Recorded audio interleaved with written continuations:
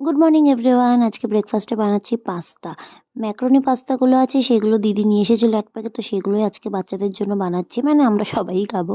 তাই ছোট ছোট করে ক্যাপসিকাম আর পেঁয়াজগুলো কেটে এখন ভেজে নিচ্ছি। পাস্তা আগেই সেদ্ধ হয়ে গেছে। এখন একটু আমি টেস্ট করে দেখবো যে নুন মিষ্টি সব ঠিকঠাক আছে কিনা। মিষ্টি তো দিইনি, সরি, নুনটা সব ঠিকঠাক আছে কিনা। তো বাচ্চাদের কিন্তু খেতে দিয়ে আমিও খেতে বসে পড়েছি। রিহু এতক্ষণ ঘুমোচ্ছিল বলে আমি রান্নাটা করতে পেরেছি। এখন রিহু আবার ঘুম থেকে উঠে গেছে, তাই ওকে তো কোলে নিয়েই আমাকে খেতে হবে, কারণ ও তো এখন কোল থেকে আর নামবে না। ব্যাস, ওকে কোলে নিয়ে কিন্তু ব্রেকফাস্টটা কমপ্লিট করলাম। আর আজকে ছিল বড় মাদের ঘরে আমাদের নেমন্তন্ন সবার। তো সেখানে কিন্তু রান্নার দায়িত্ব নিয়েছে আজকে দিদি। এই যে চিংড়ি মাছের মালাইকারি হয়ে গেছে, এখানে চিকেনটা কষানো হচ্ছে, পরে চিংড়ি মাছের বড়াও হবে। অনেক কিছু আইটেম ছিল, পালং শাক ছিল, ডাল ছিল, অনেক আইটেম ছিল। তো আমরা কিন্তু এখানে দুপুরবেলা হয়ে গেছে তো খেতে বসে পড়েছি। আর তারপরে কিন্তু বিকালবেলা আমাদের বাড়িতে এসেছিলো মামি আর দিশা, মানে আমার মামার মেয়ে। তো সবার এখন স্কুল ছুটি, তো সবাই আমাদের বাড়িতে বেড়াতে এসেছিলো।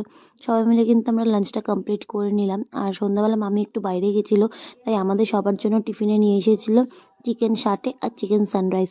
এগুলো দিয়ে খেয়ে কিন্তু আমরা টিফিনটা সারলাম। আর ডিনারে আমার দিদি বানাচ্ছে আজকে ডিমের একটা স্পেশাল আইটেম, জানি না কি বলে ও এটা। ও খুব ভালো বানায়। ওদের বাড়িতে আমি আইবুড়ো ভাত খেতে গিয়ে আমি খেয়েছিলাম, তো সেই সময় থেকে আমার খুব ভালো লেগে গেছিলো। তাই ওকে বললাম যে আজকে একটু বানিয়ে খাইয়ে দিয়ে যা, আর আমার শেখাও হয়ে যাবে। এখানে কিন্তু সবাই বসে বসে আমরা গল্প করছি, দেখতেই পাচ্ছ। মামি, মা, দিশা, জয়ী, আমরা সবাই মিলে দাঁড়িয়ে দাঁড়িয়ে মানে বসে বসে গল্প করছিলাম। আর দিদি এখানে কিন্তু রান্না শেষ করে ফেলেছে। রুটি দিয়ে ডিমটা খেতে বেশ ভালোই লাগে। তো এই ছিল আজকে আমাদের ডিনার, ডিম ভুনা আর রুটি। এই ছিল আজকে মিনি ব্লগ। Okay, by.